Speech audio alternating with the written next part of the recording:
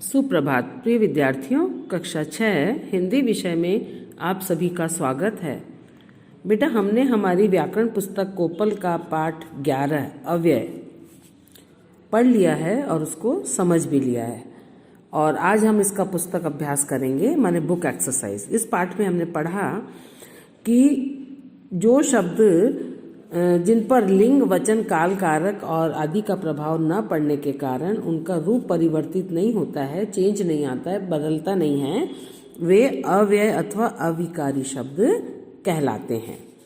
और अव्यय के भेद हैं 4: क्रिया विशेषण, संबंध बोधक, समुच्चय बोधक और विस्मयादि बोधक। और अविकारी शब्द ही अव्यय कहलाते हैं। अविकारी शब्द क्रिया विशेषण, संबंध बोधक, समुच्चय बोधक और विस्मयादि बोधक के रूप में देखे जा सकते हैं। क्रिया की विशेषता बताने वाले शब्द क्रिया विशेषण होते हैं। किसी संज्ञा अथवा सर्वनाम का उसी वाक्य के अन्य संज्ञा अथवा सर्वनाम से संबंध बताने वाले शब्द क्या कहलाते हैं? संबंध बोधक।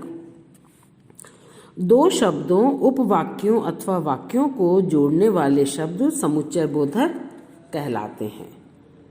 वे शब्द जिनसे हर्ष, शोक, भय, घृणा आदि प्रकट हो उन्हें हम क्या कहते हैं बेटा? विस्मयादि बोधक शब्द कहते हैं। तो ये सारी चीजें अपन ने इस पाठ में पढ़ ली हैं। अब बारी है बुक एक्सरसाइज की, पुस्तक अभ्यास की। तो पहला प्रश्न है, निम्न प्रश्न के उत्तर दीजिए। क वाला है, अव्यय से आप क्या समझते हैं? इसका उत्तर है, वे शब्द जिन पर लिंग, वचन, काल, कारक आदि का प्रभाव न पड़ने के कारण उनका रूप नहीं बदलता, वे अव्यय कहलाते हैं, जिसमें से हम कुछ खर्च नहीं कर सकते। व्यय मैंने खर्च करना है ना।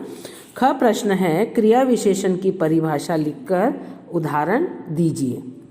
क्रिया की विशेषता बताने वाले शब्द क्रिया विशेषण कहलाते हैं। जैसे कछुआ धीरे चलता है, तो चलना एक क्रिया है। कैसे चलता है? धीरे चलता है, तो धीरे जो है क्रिया का विशेषण हो गया, तो एक क्रिया विशेषण कहलाएगा। ग है, संबंध बोधक व समुच्चय बोधक में क्या अंतर है? किसी संज्ञा अथवा सर्वनाम का उसी वाक्य के अन्य संज्ञा अथवा सर्वनाम से संबंध बताने वाले शब्द संबंध बोधक कहलाते हैं, लेकिन दो शब्दों, उपवाक्यों अथवा वाक्यों को जोड़ने वाले शब्द समुच्चय बोधक कहलाते हैं। आया समझ में? एक संज्ञा से सर्वनाम से दूसरे का संबंध बताने वाले तो संबंध बोधक हो जाते हैं, लेकिन दो वाक्यों, उपवाक्यों या दो शब्दों को जोड़ने वाले समुच्चय बोधक शब्द होते हैं। घ प्रश्न है बेटा, विस्मयादि बोधक क्या हैं? संक्षेप में समझाइए। इसका उत्तर है, वे शब्द जो हर्ष, प्रसन्नता, घृणा, शोक, आश्चर्य आदि भावों को प्रकट करते हैं, उन्हें विस्मयादि बोधक शब्द कहते हैं। अब इसका दूसरा प्रश्न है, निम्नलिखित वाक्यों से क्रिया विशेषण छांटिए और उनके प्रकार भी लिखिए। जैसे क है, चांद कल निकलेगा, तो इसमें निकलना क्रिया है ना। तो निकलने की विशेषता कौन सा शब्द बता रहा है? कल। तो कल आपका क्रिया विशेषण है, और क्रिया विशेषण के भी 4 भेद है ना। तो कौन सा वाला भेद है ये बेटा? कल समय बता रहा है, तो कालवाचक क्रिया विशेषण है।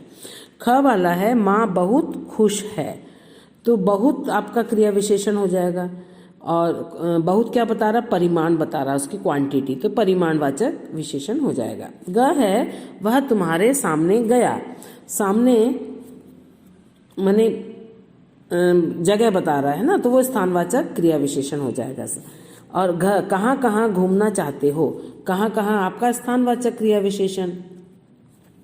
सुबह जल्दी उठना चाहिए, तो जल्दी आपका क्रिया विशेषण है, और जल्दी समय बता रहा है, तो ये कालवाचक क्रिया विशेषण है। आया समझ में बेटा?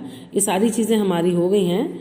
अब इसके बाद नंबर 3 पर है, नीचे दिए गए वाक्यों में उचित संबंध बोधक भरिए। के, बाहर के, ऊपर के, अंदर के, नीचे के, साथ के, सामने, है ना। तो क वाला है, मंदिर के सामने बरगद का पेड़ है।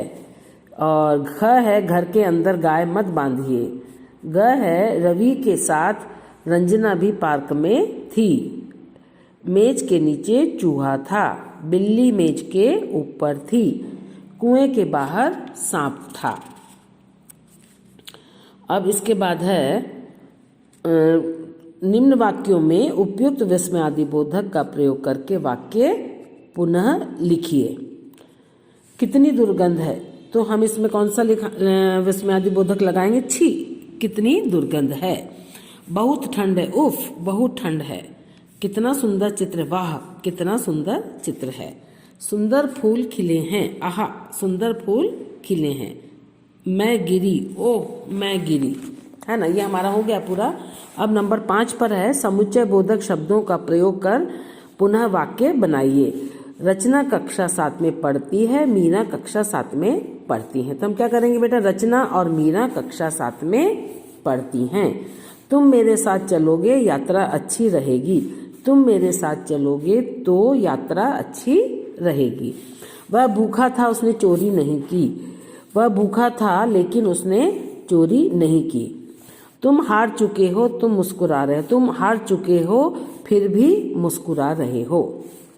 उनका परिवार गरीब है, उनके परिवार में शांति है। उनका परिवार गरीब है फिर भी उनके परिवार में शांति है।